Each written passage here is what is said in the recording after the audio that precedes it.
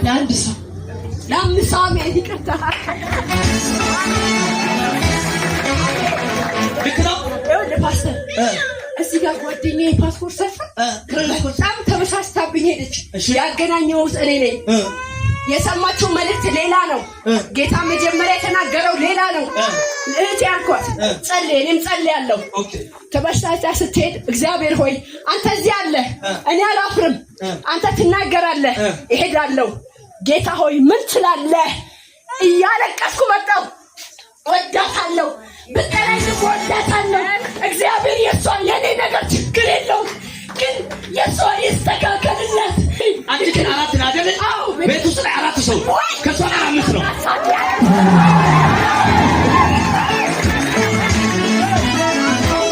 እጅግ ከፋል ሊታታያ ከዚህ በኋላ እጅግ ደስተኛ ትሆናለህ። መንገድ ላይ ትደሰታለህ።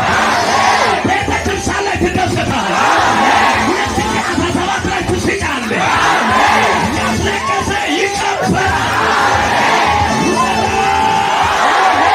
ውሰጂ ለ17 ሰው ምርኮ ተመለሰ። ለ27 ሰው ምርኮ ተመለሰ። ስለልና የራሴ አድርገው ድገመው ባካችሁ። ውሰላ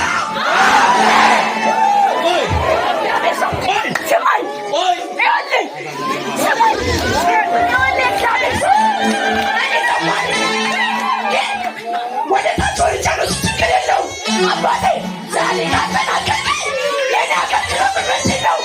የት ነው ማገለግለው? የት ነው ምዘምረው? የት ነው ምትገኘው? የት ነው ቆሜ ነው ማገለግል? እውነተኛ ሰው ወዴት ነው?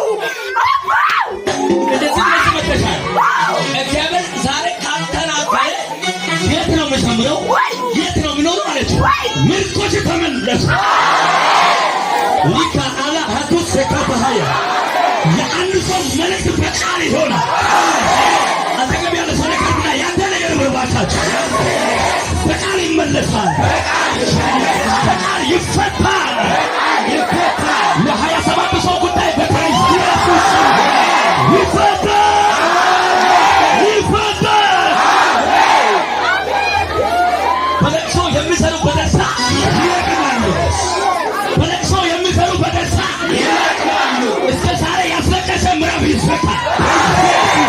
ለማን ይሰካል? ለማን ይሰካል? ለማን ይሰካል? ለማን ይሰካል? ይሰካል። በአብ በወልድ በመንፈስ ቅዱስ ተሰካ። ምዕራፍ 2 በኢየሱስ ተከፈተ። ጩና ተከፈተ በሉ። ይኸውልሽ ሁለት ልጅ አንቺን ባለቤትሽ ነህ። አራት ሰው ለእሷ ደግሞ ትጸልያለሽ። ለአምስት ሰው እግዚአብሔር ምን አለ? ዛሬ ጉዳዩን ጨረስኩ። አሜን። ዛሬ ያንተ ነገር የሰጋ ሰው ዛሬ መስመር